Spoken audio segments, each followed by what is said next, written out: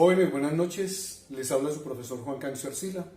Vamos a compartir hoy una mini clase de clasificación de las articulaciones en el cuerpo humano. Para ello, utilizamos dos criterios. El primer criterio es histológico y el segundo criterio es mecánico.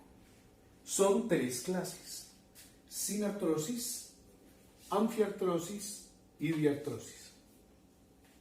Las sinartrosis histológicamente son fibrosas, es decir, allí predomina el tejido fibroso, y mecánicamente son inmóviles porque no tienen movilidad o si la llegan a tener es muy reducida.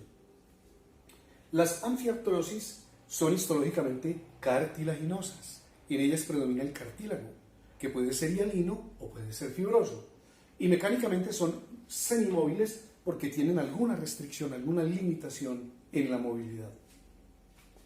Las diartrosis son articulaciones histológicamente sinoviales porque éstas poseen en su interior líquido sinovial tan importante para la nutrición y la lubricación del cartílago, que permite amortiguar la articulación.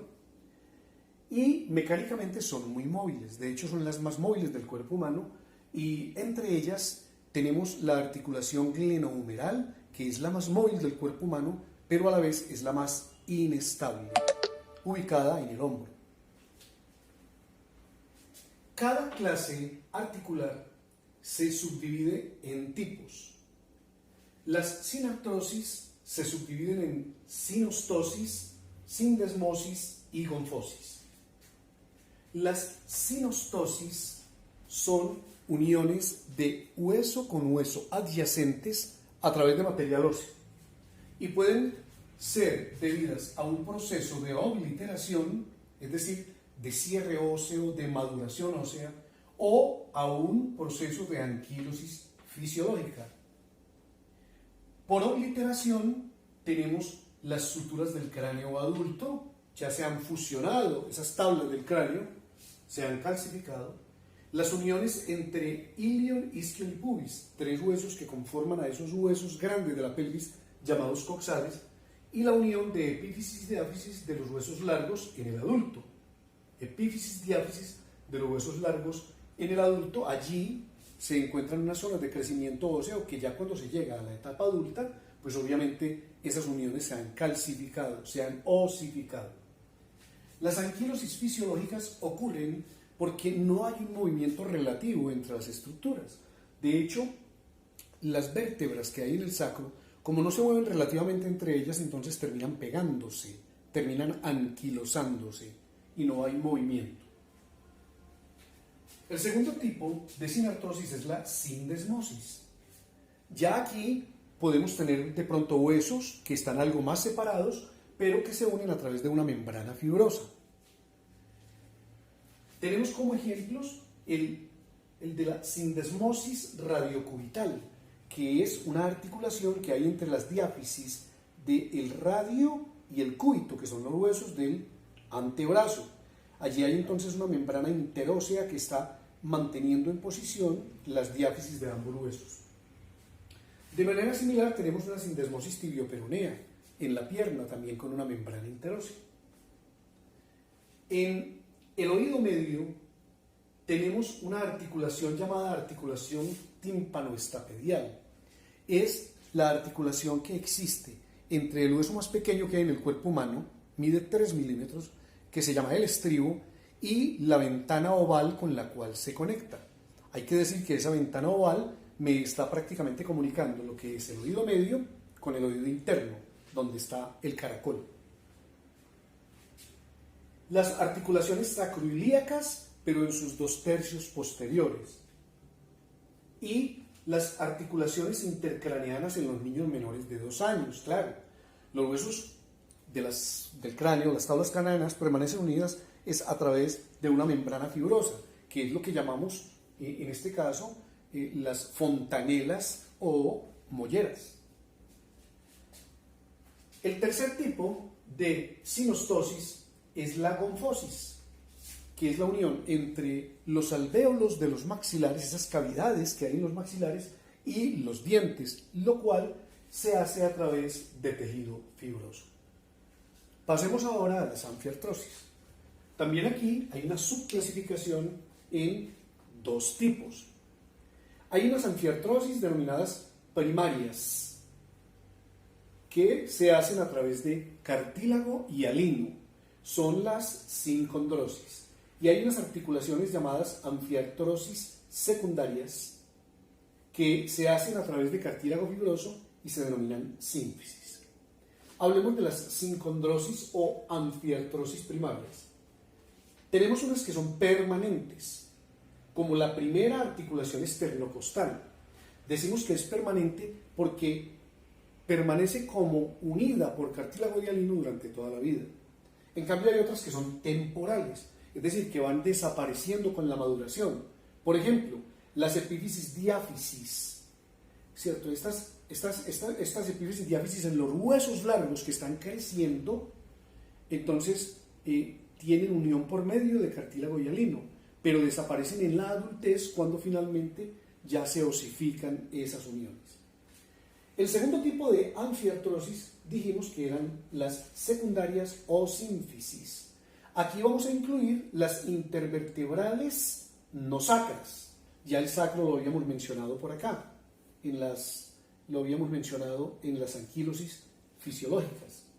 Entonces, las intervertebrales no sacras, tampoco incluimos la intervertebral entre las dos primeras vértebras cervicales, que son el atlas y el axis, dado que el atlas no tiene cuerpo y entre ambas vértebras, atlas y axis, no hay disco intervertebral. También ubicamos aquí la sínfisis púbica, una articulación tan importante durante el momento del trabajo del parto, porque hay unas propiedades mecánicas de esa sínfisis púbica, como son flexibilidad, elasticidad y resistencia, que me facilitan mucho el trabajo de parto. Además, como las mujeres tienen las extremidades más cortas y las caderas y la pelvis más ancha, pues entonces son importantes porque pueden generar algún tipo de movilidad durante la marcha. De hecho, las mujeres tienen que hacer una mayor rotación de la pelvis para poder lograr un desplazamiento. También es importante esa articulación de la sínfisis púbica para mejorar de pronto la gratificación durante las relaciones heterosexuales. Muy bien. Aquí tenemos también lo que es la articulación sacrocoxígea. La última parte de la columna vertebral es el coxis, que tiene 4 huesitos que están fusionados y que son también sínfisis. Se llaman articulaciones intercoxígeas. Muy bien. Pasemos ahora a las diartrosis. Primero vamos a hacer una clasificación de tipo kinesiológico y geométrico que tiene que ver con los ejes de movilidad. Hay unas diartrosis que son uniaxiales, otras que son biaxiales, otras que son triaxiales y otras no axiales. Las uniaxiales son aquellas que tienen que ver con un solo eje de movimiento, en donde hay un grado de libertad, y un grado de libertad está compuesto por 2 posibilidades de movimiento, como por ejemplo la flexión y la extensión en el plano sagital. Dentro de las uniaxiales tenemos 2 tipos de articulaciones, que son la troclear y la trocoide. La troclear tiene un equivalente mecánico, que es una bisagra, y la trocoide tiene un equivalente mecánico, que es un pívot. La bisagra, así como la bisagra de una puerta que permite que el abatimiento de la puerta sea o abriendo o cerrando, o sea, tiene 2 posibilidades de movimiento, tenemos varios ejemplos en el cuerpo humano. La húmero cubital, que es entre el hueso del brazo y el cúbito, que es el hueso más interno del antebrazo. La húmero radial, que es entre el húmero y el hueso más externo del antebrazo, que es el radio. Es importante anotar que el codo es una articulación que anatómicamente es una sola, pero funcionalmente tiene 3 articulaciones, que son la húmero cubital, la húmero radial y la radiocubital proximal. También se incluyen dentro de las trócleas o bisagras las interfalángicas de los dedos, de las manos y de los pies. La articulación femorotibial, ubicada en la rodilla. La articulación femoropatelar, también en la rodilla, entre el fémur y la rótula. La tibioperoneo-astragalina, que es la articulación del tobillo que permite la dorsiflexión y la plantiflexión. Dentro de las articulaciones trocoides o de pívot, tenemos la atlantoaxoidea medial. O sea, es una articulación que hay entre el atlas y el axis. Dije que el atlas no posee cuerpo vertebral, pero el axis tiene una apófisis en forma de diente llamada apófisis odontoides que le sirve de cuerpo o de eje al atlas para que pueda girar produciendo las rotaciones izquierda y derecha de la cabeza. Tenemos también la radiocubital proximal, que es una articulación importantísima para la pronación y la supinación, alrededor de un eje, que es el eje de pronosupinación, que pasa por el centro de la cabeza radial y por la apófisis estiloides del cúbito. También participa allí la radiocubital distal, que es una articulación trocoide o de pívot. Cuando yo tengo un eje y tengo un rodillo, entonces yo puedo hacer girar el eje dentro del rodillo o puedo hacer girar el rodillo alrededor del eje. Pasamos a las articulaciones biaxiales, o sea, aquellas que se ejecutan los movimientos en dos ejes. Hay 2 grados de libertad y por lo tanto 4 posibilidades de movimiento. Perfectamente puedo hablar de una flexión-extensión en el plano sagital y de una abducción-aducción en el plano frontal. Dentro de las biaxiales tenemos las condileas y las sillas de montar. Las condileas son juntas cardánicas, como el cardán de un automóvil, que permiten entonces los grados de libertad. Tenemos una articulación como primer ejemplo que es la occipito-atlantoidea u occipito-atoidea, que me va a permitir flexionar la cabeza, extenderla e inclinarla para ambos lados. Las articulaciones temporomandibulares también son juntas cardánicas, son condíleas. Yo puedo con la mandíbula abrir y cerrar la boca y desplazarla a izquierda y derecha. Tenemos también la articulación radiocarpiana, que me permite hacer una flexión de muñeca, una extensión de muñeca, pero además una aducción, que es una inclinación cubital, y una abducción, que es una inclinación radial. Las articulaciones metacarpofalángicas, tanto de las manos, ¿cierto? Aquí en las manos, que son 5, y en los pies, que se llaman metatarsofalángicas, que también son 5. Cuando hablamos de las sillas de montar, estamos hablando de articulaciones de encaje recíproco. Pensemos en una silla de montar de un jinete. El jinete se puede deslizar en la concavidad hacia adelante o hacia atrás y se puede deslizar en la convexidad hacia los lados de la silla sobre el caballo. Son articulaciones entonces con 2 grados de libertad. Tenemos ejemplos: la trapecio metacarpiana o primera articulación carpo-metacarpiana, que permite la flexión del pulgar, la extensión y también permite la aducción y la abducción. La articulación esternoclavicular, también con 2 grados de libertad, permite descenso, elevación, ¿cierto? Anteposición y retroposición. Y tenemos una articulación muy especial que es la incudo-maleolar. Es una articulación en el oído medio entre 2 huesecillos que son el martillo y el yunque. Es una silla de montar.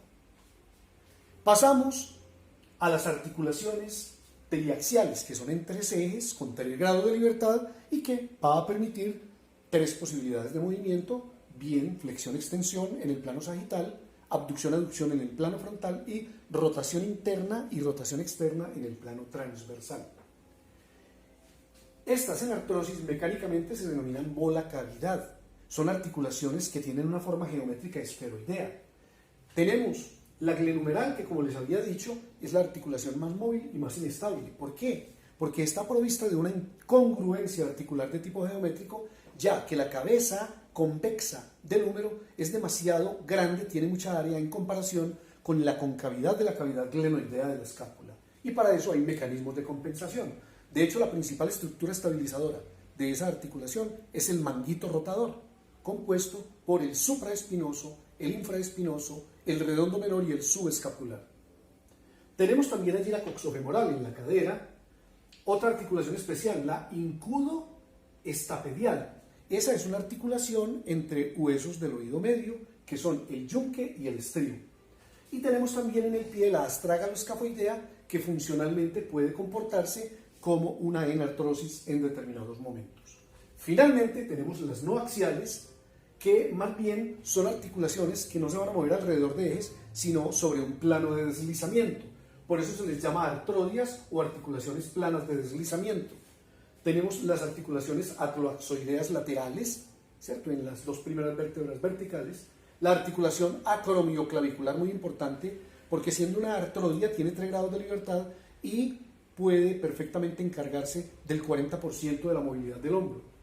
Las intervertebrales apoficiarias, costovertebrales, las esternocostales de la segunda a la 7, porque ya habíamos mencionado la primera en otra clasificación, las intercarpianas, las carpometacarpianas de la segunda a la quinta, porque ya mencionamos la trapecio metacarpiana como una silla de montar, y esa es la primera, las intermetacarpianas, la tibioperonea proximal y distal, la astragalocalcánea, las intertarsianas, las tarsometatarsianas, las intermetatarsianas y la sacroiliaca anterior. Ya habíamos mencionado los 2 tercios posteriores de las otras articulaciones sacroiliacas.